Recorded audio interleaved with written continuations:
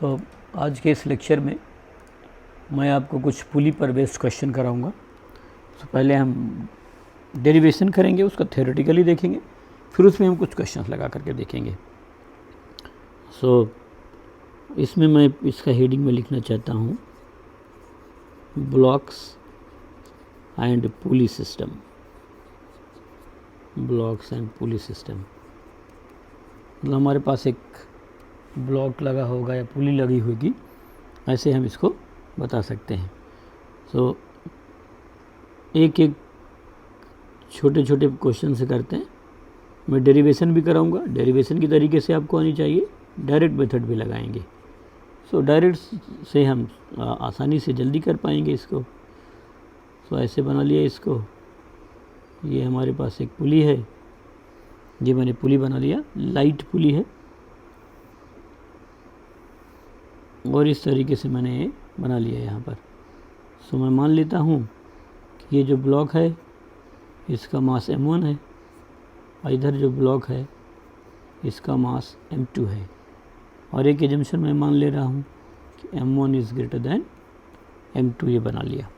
पुली में जो रस्सी लगी हुई है ये पुली में स्लिप करके जा रही है।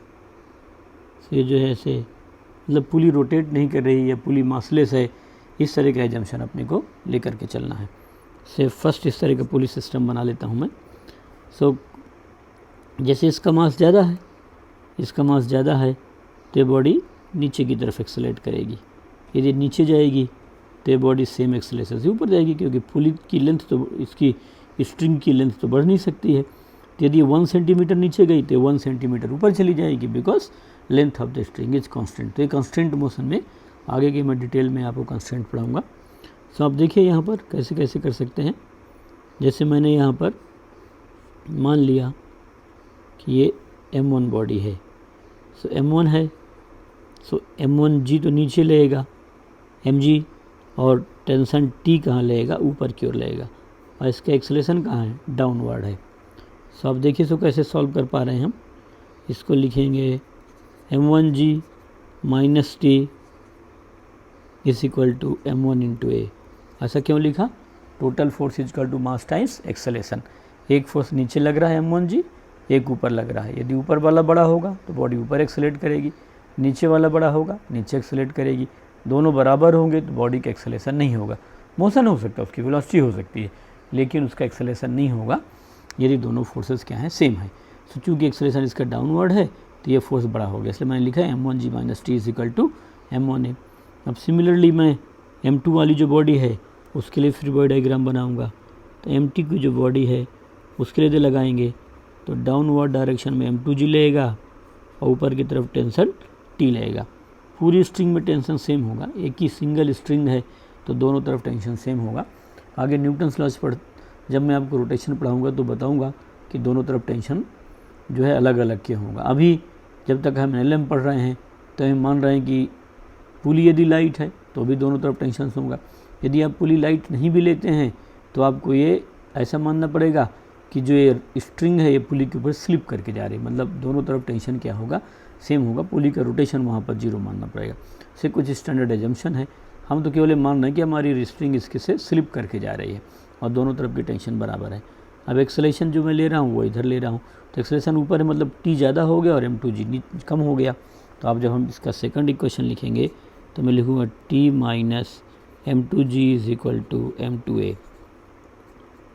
ये ज़रूर आपको एक एक FVD बना करके क्वेश्चन सॉल्व करने आना चाहिए। अब आप आसानी है, इक्वेशन 1 प्लस इक्वेशन 2 ये मैंने बताया था कि ऐड कर देंगे, तो माइनस टी से प्लस टी कैंसिल हो गया, इधर m1g बचा, इधर माइनस m2g बचा। तो यहाँ पर आप क्या लिखेंगे, m1 minus m2 in bracket g, ये हो गया ना, m1g माइनस m2g। और इधर की तरफ m1a प्लस m2a, तो a तो कॉमन हो जाएगा, so m1 plus m2 into a। So therefore acceleration is, so acceleration की हमारे पास वैल्यू आ गई m1 minus m2 into g divide by m1 plus m2।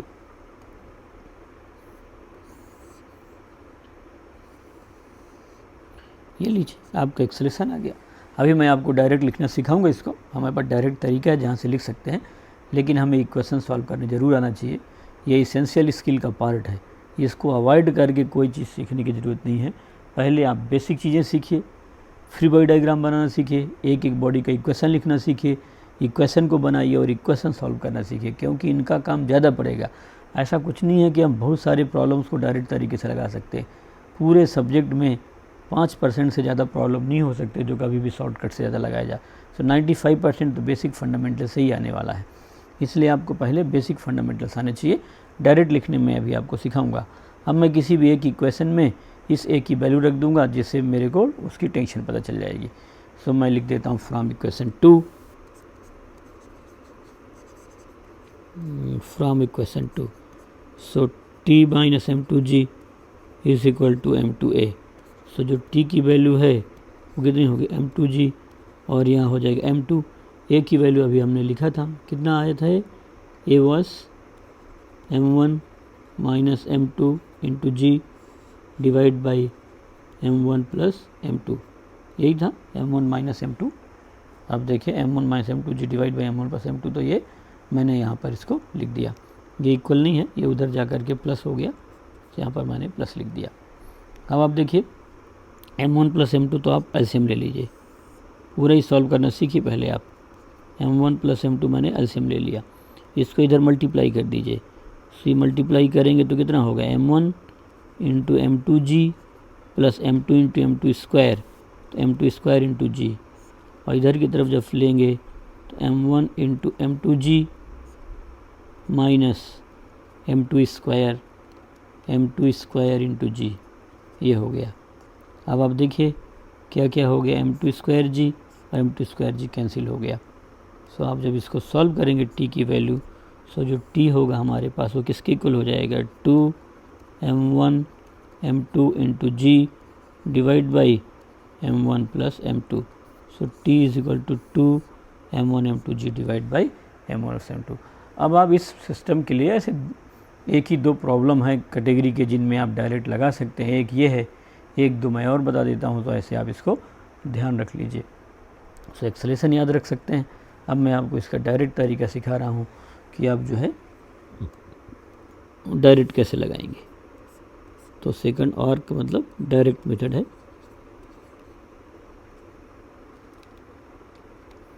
तो इस मेथड में हम total force divide by total मास से सॉल्व करके बताएंगे। सो डायरेक्ट मेथड के लिए मैं अभी यहाँ पर फिर से उस डायग्राम को बनाता हूँ।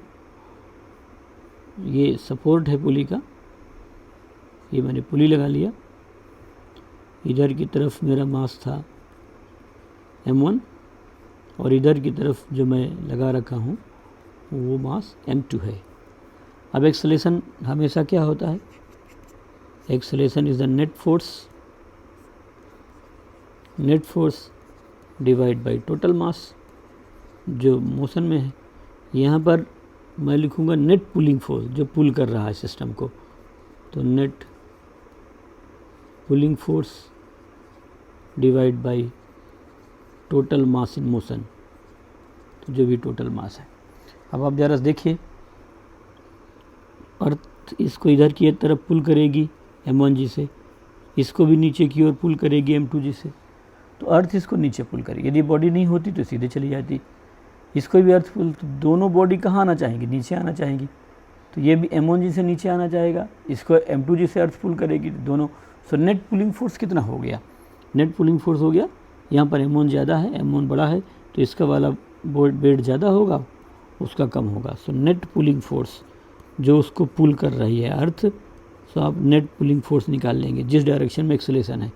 सो नेट पुलिंग फोर्स होगा m1g माइनस m2g, क्योंकि दोनों ही एक दूसरे को अपोज कर रहे हैं। ये भी नीचे जाना चाहेगा, यदि ये नीचे जाएगा तो इसको ऊपर आना पड़ेगा, ये नीचे जाएगा तो इसको ऊपर आना पड़ेगा, दोनों तो एक साथ नीचे जा नहीं सकते। तो दोनों ही को अर्थ इधर की तरफ पुल कर रही है। सो नेट किधर की तरफ जाएगा, जिसका mg ज़्यादा होगा, तो नेट पुलिंग फोर्स मैंने कितना कर दिया, m1g माइनस m2g, ऐसे बता सकते हैं ना, माइनस ही करेंगे, प्लस नहीं करेंगे। क्यों, क्योंकि ये भी बॉडी भी नीचे एक्सेलेरेट होना चाहेगी, ये भी नीचे एक्सेलेरेट होना चाहेगी। अब जिसका वेट ज़्यादा होगा वो वाला इफेक्ट आएगा। अब यहाँ पर मैं टोटल मास लेना चाहता हूँ। सो टोटल मास जो मोशन पे है m1 और m2, यही मोशन में है। आगे जब मैं रोटेशन पढ़ाऊँगा तो यहाँ मास दिया रहेगा, तो उसको कैसे इंक्लूड करना है ये मैं आपको वहीं पर सिखाऊंगा। अब आप यहाँ पर आप देखिए मैंने क्या बताया, net pulling force divide by total मास। तो नेट पुलिंग फोर्स हमारे पास कितना हो गया, m1 माइनस m2 इंटू जी, और टोटल मास किसके इक्वल हो गया, m1 प्लस m2। ये आपका आंसर आ गया। सो आप देखिए इतना आसानी से इस आंसर को बता सकते हैं। टोटल है ना, यही आया था इधर की तरफ, यदि आप यहाँ लेंगे तो ये है ना m1 minus m2g divide by m1 plus m2, यहाँ पर भी देख रहे हैं m1 minus m2g divide by. तो बड़ा ओरल सा लगा सकते हैं। टोटल कितना पुलिंग फोर्स है वर्टिकल डायरेक्शन में, वर्टिकल डायरेक्शन में ही लेंगे अभी मैं दूसरा भी, तो यहाँ पर इसकी वैल्यू आ गई है is equal to m1 minus m2g divide by m1 plus m2। अब t निकालने के लिए आपको किसी एक बॉडी का डायग्राम बना करके ही सॉल्व करना होगा। वो भी मैं अब आपको आगे जब स्यूडो फोर्स वगैरह पढ़ाऊँगा तो वो भी मैं आपको डायरेक्ट लिखना सिखा दूंगा। ऐसा नहीं है कि वो डायरेक्ट नहीं लिख सकते हैं, अभी मैंने वो आपको बातें सिखाई नहीं है। सो मैं उसको इक्वेशन से ही सॉल्व करूँगा। m1g और ऊपर की तरफ कितना हो गया t, इधर भी t होगा और इधर भी t होगा, और ये एक्सेलेरेशन कहाँ है, डाउनवर्ड है। सो आप जब इसको सॉल्व करेंगे तो m1g minus T, m1g minus T is equal to m1 into A. So therefore आप इसकी वैल्यू लिख देना, वैल्यू लिख के सॉल्व कर लेना, तो 2m1 m2g डिवाइड बाई किसके इक्वल हो जाएगा, m1 प्लस m2 के बराबर हो जाएगा। तो t is equal to 2m1 m2g divide by m1 plus m2। कैसे सॉल्व करना, यहाँ पर एक ही वैल्यू रख दीजिए और t को सॉल्व कर लीजिए। तो ये भी मैं आपको कोशिश करूँगा कि आगे कैसे डायरेक्ट लगाना है ना, बट हम यहाँ पर इसको बता सकते हैं किस एक्सेलेरेशन से जाएगा। तो ये वाला क्वेश्चन अपने को लगाने आ गए, पहली कैटेगरी हो गई। अब मैं आपको एक कैटेगरी और सिखा देता हूँ, इसके बाद फिर हम क्वेश्चन लगाएंगे दोनों तरीके से। सो कैटेगरी नंबर 2 में है कि एक बॉडी हॉरिजॉन्टल है और एक बॉडी वर्टिकल है। यहाँ पर मैंने पुली बांध दिया, ये पुली है, और इधर की तरफ तो मैं एक बॉडी ले लेता हूँ, m1 बॉडी है, जी नहीं लिख रहा, और यहाँ से तो पुली से स्ट्रिंग जा ही रही है। सो आप जब इसे खोलेंगे यहाँ पर, तो ये वाला मास कितना है, m2 है। अब आप जब इस सिस्टम को छोड़ देंगे मूव करने के लिए, जब आप इस सिस्टम को छोड़ेंगे मोशन के लिए, सो हॉरिजॉन्टल वाला तो अपने आप तो मूव कर नहीं सकता है, क्योंकि वर्टिकल हॉरिजॉन्टल डायरेक्शन में यदि आप रस्सी काट देते हैं, हटा देते हैं, तो हॉरिजॉन्टल डायरेक्शन में उसका मोशन अपने आप पॉसिबल नहीं है। वर्टिकल वाला है वो चलेगा, क्योंकि उसको ग्रेविटी क्या करेगी, पुल करेगी। सो आप यहाँ पर देखिए, यदि मैं इस बॉडी को लेता हूँ तो इस बॉडी का एक्सेलेरेशन इधर, अर्थ इधर पुल करेगी, इधर होगा, और यदि आप इस बॉडी को लेंगे तो इसका एक्सेलेरेशन इधर की तरफ होगा, या इधर ही होगा। ऐसा नहीं हो सकता कि ये ऊपर जाने लगे, ये इसको अर्थ पुल कर रही है, इसको अर्थ पुल कर रही है नीचे mg से, और ऊपर क्या लगेगा, टेंशन। तो इधर की तरफ रस्सी में टेंशन t, और ये एक ही स्ट्रिंग है, जब तक एक सिंगल स्ट्रिंग है तब तक टेंशन की वैल्यू क्या होगी, सेम होगी। अब मैं एक एक बॉडी के लिए FVD बना करके आपको समझा रहा हूँ। सो मैंने मान लिया कि ये मेरी जो m1 बॉडी है इसके लिए बनाना है, तो इसका इधर की तरफ तो m1g लेगा और इधर की तरफ टेंशन लेगा।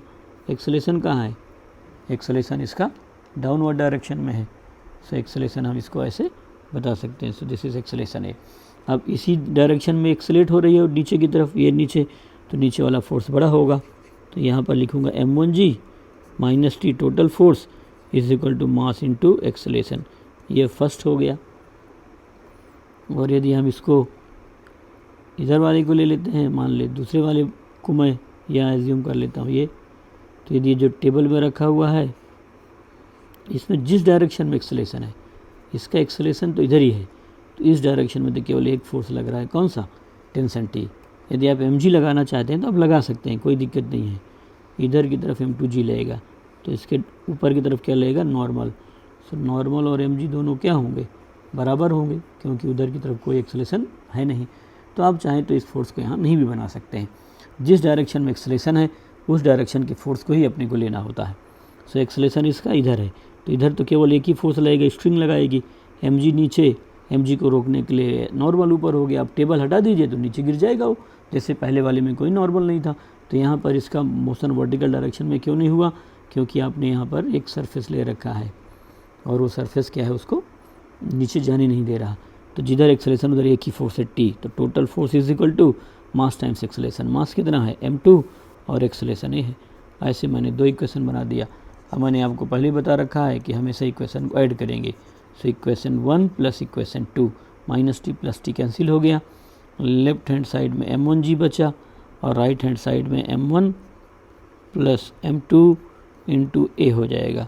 सो ए की जो वैल्यू है वो हो जाएगा m1g divide by m1 plus m2। So acceleration इसके इक्वल हो जाएगा m1g is equal to m1 plus m2। इसके बाद आप इक्वेशन नंबर 2 ले सकते हैं। सो फ्रॉम इक्वेशन 2, सो टी की जो वैल्यू है वो किसके इक्वल हो गई, m2 इंटू ए के इक्वल हो गई। अब आप इस ए की वैल्यू यहाँ पुट कर दीजिए, तो ए की वैल्यू पुट करेंगे यदि आप, तो आपको मिलेगा m1 into m2 into G divide by m1 plus m2। इस तरीके से आप इसकी टेंशन की वैल्यू निकाल करके बता सकते हैं। से मैंने आपको क्वेश्चन लगाना सिखा दिया। एक एक फ्री बॉडी डायग्राम बनाइए, फ्री बॉडी डायग्राम बना करके उसको सॉल्व करके बता सकते हैं। अब मैं इसी को डायरेक्ट सिखा देता हूँ आपको कैसे लिखेंगे। सो नेक्स्ट है, दूसरा तरीका है,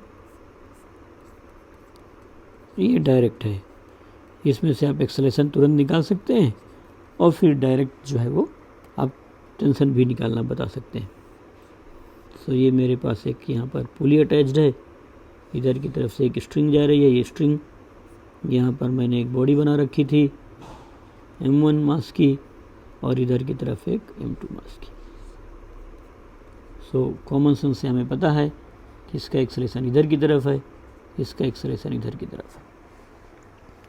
सो टोटल पुलिंग फोर्स कौन सा है, ये इसका फोर्स, अर्थ इसी को जो है मोशन केवल इसी की वजह से हो रहा है, तो ये हो गया। तो m1g is your pulling force, क्योंकि इसमें तो ये जो इधर जो इसका एक्सेलेरेशन है वो तो इसके टेंशन की वजह से, तो ये तो सिस्टम यदि आप इन दोनों को लेंगे, टोटल सिस्टम ले रहे हैं, तो टेंशन तो इंटरनल फोर्स हो जाएगा, तो टेंशन तो एक्सेलेरेशन प्रोड्यूस नहीं कर सकता है सिस्टम में, है ना, क्योंकि ये इस सिस्टम का इंटरनल फोर्स है। सो मैं टोटल मास ले लेता हूँ जो मोशन में है। सो टोटल मास यहाँ पर लेना है। सो टोटल मास किसके इक्वल हो गया, m1 प्लस m2 के। नेट पुलिंग फोर्स, जो फोर्स इसको पुल कर रहा है, तो नेट पुलिंग फोर्स लिख सकता हूँ मैं। तो नेट पुलिंग फोर्स केवल और केवल कौन सा है, m1g, इसमें तो है नहीं, इसका mg नीचे है, नॉर्मल ऊपर है, वो कैंसिल हो गया। इधर टेंशन है जो सिस्टम के लिए इंटरनल फोर्स है, एक्सटर्नल फोर्स केवल और केवल कितना हो गया, m1g हो गया। अब एक्सेलेरेशन मैंने आपको बताया है, नेट पुलिंग फोर्स, जो आप नेट फोर्स लगाते हैं, net pulling force divide by are total mass. So net pulling force by mass, ऐसे बता सकता हूँ, net pulling force divide by total mass. So acceleration is net pulling force is m1g and total mass is m1 plus m2। So आपका acceleration आ गया, ये आप पीछे देख सकते हैं आ रखा है, m1g divide by m1 plus m2, m1g divide by m1। तो हमारे पास दो तरीके हैं, हम डायरेक्टली सिस्टम में पुलिंग फोर्स निकाल सकते हैं, दोनों की अपनी अलग अलग इंपॉर्टेंस है, अपने को दोनों सोचने आना चाहिए, लेकिन ये एक एक फ्री बॉडी डायग्राम बना करके ज़रूर आनी चाहिए। ज़्यादातर एप्लीकेशन इसी का है, मैक्सिमम क्वेश्चन हम इसी से सॉल्व करेंगे। थोड़ा लेंदी हो जाता है इक्वेशन लिख के सॉल्व करने में, लेकिन साइंस पढ़ते समय लेंदी होना या छोटा होना ये बड़ी इंपॉर्टेंट बात नहीं है, अपने को एक एक स्टेप क्लियर होना ये बहुत बड़ी बात होती है। सो हमने एक एक इक्वेशन लिखा, सॉल्व किया, ये एक इसेंशियल स्किल पार्ट है जिसके साथ समझौते नहीं हो सकते।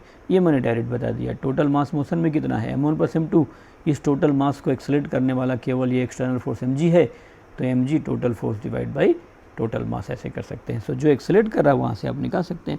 अब यदि आपको ये बताना है कि टेंशन कितना होगा, सो इस रस्सी में इधर की तरफ टेंशन लगेगा t और इस रस्सी में इधर की तरफ, और टोटल सेम होगा।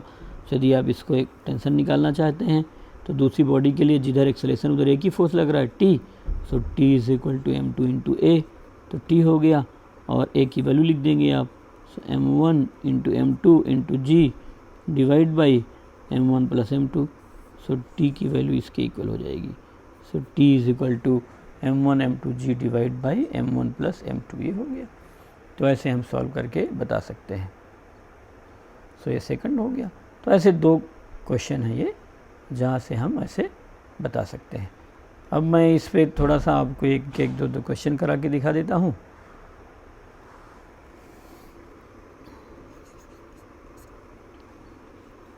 सेम यही क्वेश्चन करेंगे पहले। अभी तो मैंने आपको थ्योरी बताया है, और यहाँ पर हमने ये मान लिया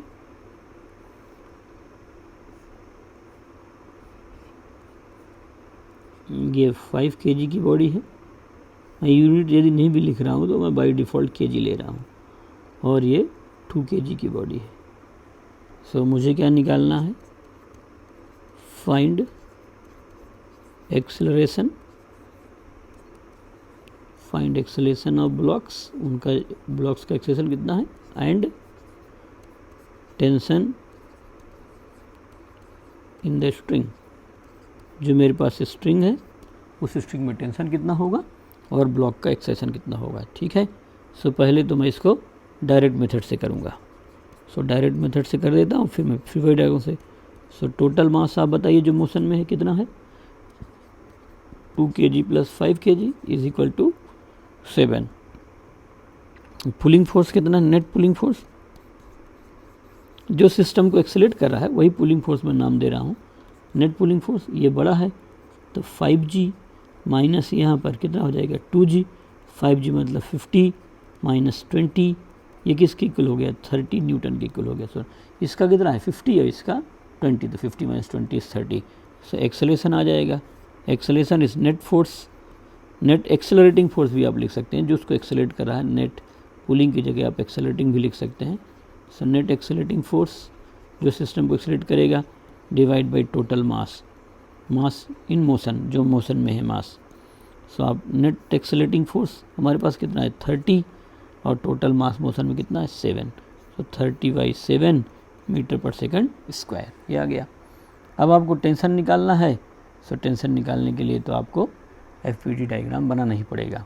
सो मैं मान लेता हूँ 5 वाली के लिए देखता हूँ। तो ये 5 kg की बॉडी है, ये 5 वाली बॉडी ले रहा हूँ, इसका एक्सेलरेशन नीचे की ओर होगा, ये इसका एक्सेलरेशन डाउनवर्ड डायरेक्शन में होगा। सो इसका तो मैंने डाउनवर्ड बना दिया, और इसका एक्सेलरेशन अपवर्ड डायरेक्शन में है, ये होगा। तो एक का एक्सेलरेशन डाउनवर्ड है और एक का एक्सेलरेशन अपवर्ड है। अब देखिए इसका तो टेंशन T है, और ये कितना हो गया 5 × G 50। सो मैं डायरेक्ट लिख रहा हूँ 50 माइनस T, इसको मास इंटू एक्सेलरेशन 5A। सो यहाँ पर यही होगा। सो T इज इक्वल टू यहाँ चला जाएगा तो 50 माइनस 5A, और A इज़ 30/7। सो यह हो जाएगा, आप यहाँ पर सॉल्व करेंगे तो 350, और ये यहाँ पर 150 डिवाइड बाई 7। सो आप देख लीजिए किसकी इक्वल हो जाएगा 200/7 न्यूटन। इस तरीके से आप क्या कर सकते हैं, इसको सॉल्व कर सकते हैं। सो आसान हो गया हमारे लिए सॉल्व करना, कोई बहुत कठिन बात नहीं थी। सो मैंने सबसे पहले उसका एक्सेलरेशन निकाला। एक्सेलरेशन कैसे निकाला, टोटल पुलिंग फोर्स है, टोटल एक्सेलरेटिंग फोर्स, जो उसको एक्सेलरेट कर रहा है वो वाला फोर्स निकाल लिया मैंने सबसे पहले। सो टोटल एक्सेलरेटिंग फोर्स निकाल लिया यहाँ पर, और फिर मैंने टोटल मास लिख दिया यहाँ पर। सो टोटल एक्सेलरेटिंग फोर्स कितना था 30 न्यूटन, टोटल मास था 7, ये आ गया। इसके बाद फिर मैंने इसका FVD बनाया। तो FVD में ये 5 kg की बॉडी है, 5 kg वाली बॉडी में ले रहा हूँ, तो इसमें mg लगेगा, तो 50 नीचे T ऊपर, ये नीचे एक्सेलरेट करी तो ये फोर्स ज़्यादा है, तो 50 minus T is equal to 5 है। माइनस T इधर जाके प्लस हो गया, ये यहाँ आ गया, तो T is equal to 50 minus 5 × A, और A की वैल्यू थी 30/7, ये है क्लियर, आप चेक कर सकते हैं। फिर यहाँ मल्टीप्लाई कर दिया, 7 5 35, 350 minus 5 3 15, 150, 350 minus 150 is equal to 200/7 newton. So आप इस तरीके से नेट पुलिंग फोर्सेस को बता सकते हैं। अब मैंने आपको बताया है कि आप एक एक फ्री बॉडी डायग्राम बना करके लगाइए। इनिशियल मोमेंट में अभी हम क्लास 11th में हैं, हम साइंस सीख रहे हैं, तो इसमें हमारे पास सफिशिएंट टाइम है, टाइम की कोई कमी नहीं है। आप जो है इसको एक एक स्टेप सॉल्व करना सीखिए, नहीं तो बाद में आपकी साइंस कब कमज़ोर हो जाएगी आपको पता भी नहीं चलेगा। सो यहाँ पर ये मैंने 5 kg की बॉडी ली और यहाँ पर 2 kg की बॉडी ली थी। इसका एक्सेलेरेशन डेफिनेटली नीचे होगा और इसका एक्सेलेरेशन कहाँ पर होगा, ऊपर की तरफ होगा। अब एक एक मैं सॉल्व करके बता रहा हूँ आपको। सो पहले मैं 5 kg की बॉडी के लिए देख रहा हूँ। सो 5 kg की बॉडी में ये किधर हुआ 5g, इधर की तरफ टेंशन कितना हुआ t और इसका एक्सेलेरेशन कहाँ है, नीचे। सो ये आ जाएगा कितना 5g minus T is equal to 5a, ये आ जाएगा। या इसको लिखूँगा 50 minus T is equal to 5a, ये फर्स्ट हो गया। और इधर की तरफ ये सेकंड मान लेता हूँ मैं। सेकंड मान लिया है कितना 2g, यहाँ टेंशन t, एक्सेलेरेशन ऊपर है तो t माइनस 2g, आप डायरेक्टली 20 लिख सकते हैं, ये 2a हो गया। ये t minus 20 is equal to 2 into a, इसको ऐड कर देंगे। सो इक्वेशन 1 प्लस इक्वेशन 2, जब आप ऐड करेंगे 1 2 को तो माइनस टी और प्लस टी कैंसिल हो गया, 50 माइनस 20 30 हो गया। सो 30 इज इक्वल टू 7a, तो a इज इक्वल टू हो गया 30/7 मीटर पर सेकंड स्क्वायर, ये आपका ये आ गया। अब आप जो है यहाँ से किसी भी इक्वेशन से लिख डालिए। तो फ्रॉम 2 लिख देता हूँ मैं, फ्रॉम इक्वेशन 2। सो आप जो है इक्वेशन 2 लिखेंगे। सो फ्रॉम इक्वेशन 2, सो कितना हो गया t minus 20 is equal to 2 into 30/7। So t is equal to 20 plus कितना हो गया 60/7। सो आप ज़रा सॉल्व करके देखिए। t ये कितना हुआ 140 plus 60/7। So t is equal to 200/7 newton. इस तरीके से हम टेंशन को निकाल सकते हैं। चेक कर लिया जाए 200/7, 30/7, 200/7 एंड 30/7। ये टेंशन फोर्स है तो यहाँ पर न्यूटन में आ गया और एक्सेलरेशन का यूनिट कितना होगा, मीटर पर सेकंड स्क्वायर। तो देखिए बहुत आसान है, डायरेक्ट तरीके से भी लग जा रहा है, एफवीडी बना के भी लग जा रहा है। सो आप ये प्रैक्टिस करके अपने आप इसको ऐसे सॉल्व करके बताएंगे ही बताएंगे। तो एक तो मैंने आपको ये क्वेश्चन कराया था, एक और है जो हमने हॉरिजॉन्टल टेबल में लगा करके किया था।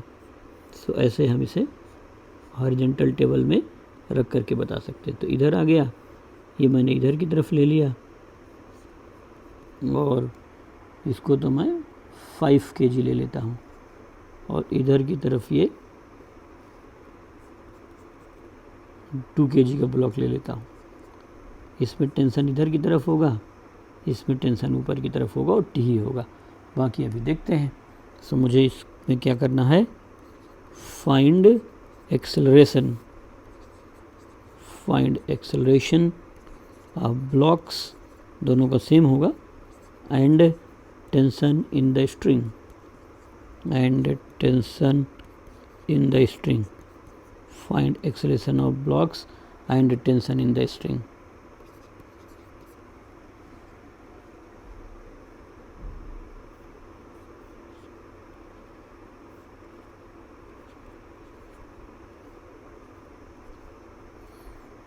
ये डेफिनेटली एक्सेलरेशन नीचे की ओर होगा और इसका एक्सेलरेशन ऊपर की ऐसे होगा। सो पहले तो मैं आपको एफवीडी से कराता हूँ, फिर डायरेक्ट कराता हूँ। इस बार सीक्वेंस चेंज कर लेते हैं। ये एक्सेलरेशन ए है इधर की तरफ। सो ये 5g फोर्स बढ़ा है तो 5g minus T is equal to 5a, या 5g का मतलब 50 minus T is equal to 5a। मैंने हर जगह g को 10 लिया हुआ है। और दूसरे वाले ब्लॉक को यदि आप देखेंगे तो दूसरे वाले ब्लॉक में जिधर एक्सेलरेशन है, एक्सेलरेशन उसका हॉरिजॉन्टल में है, तो इधर की तरफ केवल फोर्स टी लगेगा, बाकी मैंने नहीं लिया। Total force equal to mass into acceleration, vertical direction में एक्सेलरेशन नहीं तो नेट फोर्स भी जीरो होगा। सो हम निकाल नहीं रहे हैं। सो सेकंड बॉडी के लिए फॉर 2 kg बॉडी है ना, फॉर 2 kg ब्लॉक, जो हमारे पास 2 kg के ब्लॉक है, यदि आप उसके लिए लिखना चाहते हैं तो उसके लिए आप कैसे लिखेंगे, t is equal to m into a, और m कितना है 2 है तो t is equal to 2 into a, ये सेकेंड हो गया। अब हम इसको यहाँ ऐड करेंगे। So equation 1 plus equation 2 add कर दिया। जब ऐड करेंगे सो t से t कट जाएगा तो 50 इज इक्वल टू 7a हो गया। So a is equal to 50/7 metre per second square. Unit को मैंने ब्रैकेट में कर दिया, ये आ गया। फ्रॉम इक्वेशन 2 लिख देंगे। So from equation 2 we will write T is equal to 2a। अब आप इसे जब लिखेंगे तो 2a, so it is 100/7 newton. So आप ऐसे जो है सॉल्व करके बता सकते हैं। बहुत आसान सा FBD बनाने आ गया होगा। इसका मोशन केवल हॉरिजॉन्टल में है तो इधर लगने वाला फोर्स केवल टेंशन है। इसका मोशन केवल वर्टिकल में है तो वर्टिकल में एक फोर्स T लग रहा है और नीचे एक फोर्स कौन सा लग रहा है, mg, जो मैंने इधर फ्री बॉडी डायग्राम में बनाया है। इसके लिए मैंने वर्टिकल फोर्सेस शो नहीं कर रखे हैं। अब दूसरा मैं डायरेक्ट बता देता हूँ। सो डायरेक्ट के लिए टोटल मास लिखूँगा मोशन में कितना है। So total mass in motion, so total mass हमारे पास देखिए कितना है, 2 kg + 5 kg। So it is 2 + 5। सो यहाँ पर ये 2 + 5 = 7 kg है। एंड नेट एक्सेलरेटिंग फोर्स जो उसको एक्सेलरेट कर रहा है, या नेट पुलिंग फोर्स, तो नेट एक्सेलरेटिंग फोर्स जो उसको एक्सेलरेट कर रहा है, तो एक्सेलरेट तो केवल इसका वेट करेगा। तो इसका वेट कितना है, 5g का मतलब 50। सो ये हो जाएगा net accelerating force, net force divide by total मास जो उसको एक्सेलरेट कर रहा है वो लेना है। सो नेट फोर्स कितना है, 50, मास है 7। सो it is 50/7 metre per second square. अब आप टी के लिए लिखेंगे। सो टी के लिए देखिए तो अपने को बनाना तो उसका एक का FBD ही पड़ेगा, जो हम आगे बाई प्रैक्टिस हमें बनाने की ज़रूरत नहीं पड़ेगी। टी, इसका एक्सेलेरेशन इधर की तरफ है, मास 2 kg का है, ये 2 kg की बॉडी थी। सो यहाँ पर T = किसके इक्वल होगा, m/a, है ना। टोटल फोर्स ये है और मास टाइम्स एक्सेलेरेशन, जिधर एक्सेलेरेशन है। सो T मास हमारे पास 2 है और ये है 50/7। So therefore T will be = 100/7 newton. So ये T आ गया और ये A आ गया, मिला ये यहाँ। A 50/7, T 100/7, A 50/7 and T 100/7। सो इस तरीके से हम क्या कर सकते हैं, बॉडीज़ का एक्सेलरेशन निकाल सकते हैं और वहाँ पर टेंशन निकाल सकते हैं। सो आगे मैं एक क्वेश्चन आपको और करा के देखता हूँ। एकदम यही पुली वाला ही है, बट उसका थोड़ा डिज़ाइन देखने में अलग लगता है, तो हमें लगता है कि क्वेश्चन डिफरेंट है, बट क्वेश्चन डिफरेंट नहीं है। आप देखिए यहाँ सेम मैंने जो आपको पुली वाला अभी 2 तरफ ब्लॉक बढ़ा के किए थे वैसे ही एक हमारे पास ये हॉरिजॉन्टल टेबल है। उस हॉरिजॉन्टल टेबल में मैंने ऐसे 2 पुली लगा दिया। इस तरीके से एक मैंने टेबल बना लिया यहाँ पर। अब इस टेबल से एक स्ट्रिंग, यहाँ से स्ट्रिंग सिस्टम है, इधर की तरफ पुलीज हैं, ये बना लिया। सो ये तो मैं मान लेता हूँ 5 kg की बॉडी है और इधर मान लिया 3 kg की बॉडी है। सो मेरे को वही करना है, find acceleration, find acceleration of blocks and tension in the string. Find acceleration of blocks and tension in the string. अब आप देखिए, पहले तो डायरेक्ट मेथड से कर लेता हूँ।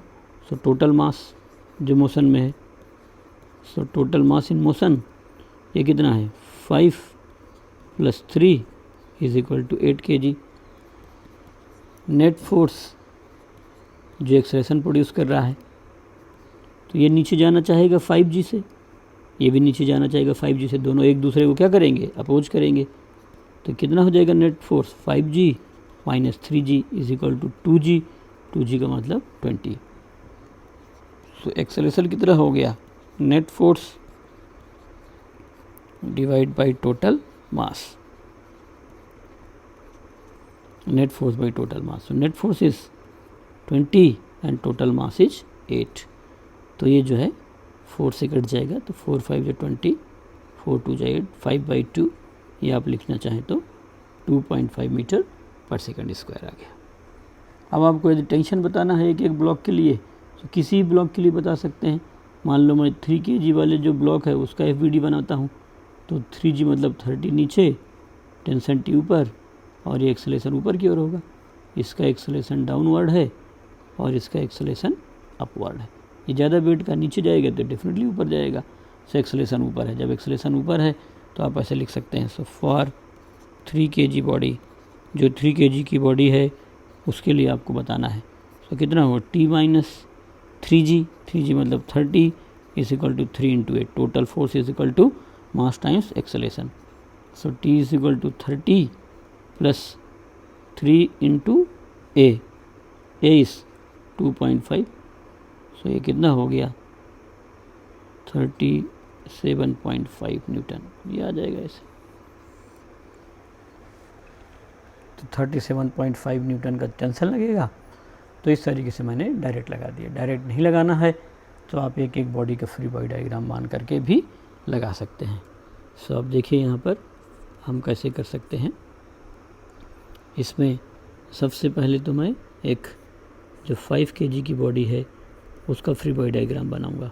तो 5g नीचे की तरफ लेगा, mg टेंशन कहाँ लेगा, ऊपर, एक्सेलरेशन नीचे है। सो मैं इसे कितना लिख सकता हूँ, 5g minus T is equal to 5a। तो 50 minus T is equal to 5a, ये फर्स्ट हो गया है ना। 2 इधर की तरफ कितना हो जाएगा, 2g, टेंशन t और एक्सेलरेशन a है। So t minus 2g is equal to 2a।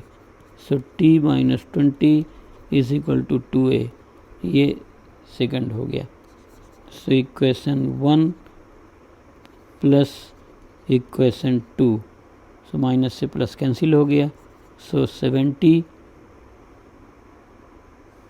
There is something wrong, ये जो बॉडी है 3 kg की है। सो यहाँ पर गड़बड़ हो गया हमारा, ये 3 kg की बॉडी है और ये जो मैंने लिखा है वो 3g है। सो ये जो मैंने 2g लिख रखा है ये तो 3g हो गया और ये जो 2 है वो 3a हो गया। अब आप जब इसको सॉल्व करेंगे तो ये 20 नहीं हो करके 30 हो गया। अब आप देखिए 30 जब आप इन्हें ऐड करेंगे तो ऐड करेंगे 1 और 2 को, तो माइनस टी प्लस टी के 50 माइनस 30, 50 माइनस 30 इज 20। और आप जब यहाँ से सॉल्व करेंगे तो इट इज़ 8a, ये भी 3 है तो 8a आ जाएगा यहाँ पर, आगे वही पहला वाला ही। सो a की वैल्यू 20/8, सो 2.5 मीटर पर सेकंड स्क्वायर। अब आप किसी भी इक्वेशन से लिख दीजिए। तो फ्रॉम इक्वेशन 2 से लिखेंगे तो t minus 30 is equal to 3a। So t is equal to 30 plus 3 into 2.5, so 3 is equal to 37.5 newton. इस तरीके से आप फोर्सेस को कैलकुलेट कर सकते हैं। सो पुली वाले क्वेश्चन मैंने आपको कराना सिखा दिया। तो हम बहुत आसानी से पुली में से जो बॉडीज़ जा रही होती है वो निकाल सकते हैं। इन पुली में स्टैंडर्ड एजम्पशन ये है। न्यूटन्स लॉस पढ़ते समय हम जब रोटेशन पढ़ेंगे तो इसको मॉडिफाई करेंगे। सो आप जो है ये मान लेंगे एजम्पशन फॉर पुली जो है ये आप हमेशा ध्यान रख सकते हैं। अभी कौन कौन से एजम्पशंस हैं, एजम्पशंस फॉर पुली। सो जो पुली के एजम्पशंस हैं, सो एक तो एजम्पशन ये होता है कि पुली इज लाइट। लाइट के लिए मासलेस भी टर्म लिखा रहता है। मासलेस मतलब पुली का मास 0 है ना। यदि ये नहीं मानते हैं सो आप ये मान लेंगे कि यदि पुली के पास मास है सो पुली रोटेट नहीं कर रही है। सो एक तो ये जनरल एजम्पशन यही बुक्स में दिया रहता है। यदि आप मानते हैं कि पुली मासलेस नहीं है, if pulley is not massless, then string should slip on the pulley.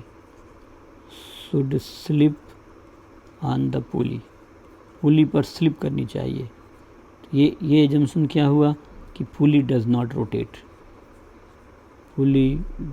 Rotate. ये बात आपको ज़्यादा तब क्लियर होगी जब मैं आपको रोटेशन पढ़ा रहा हूँगा। अभी न्यूटन्स लॉस पढ़ते समय हमें इस एजम्पशन पर काम करना होता है, तो आप ये देख सकते हैं।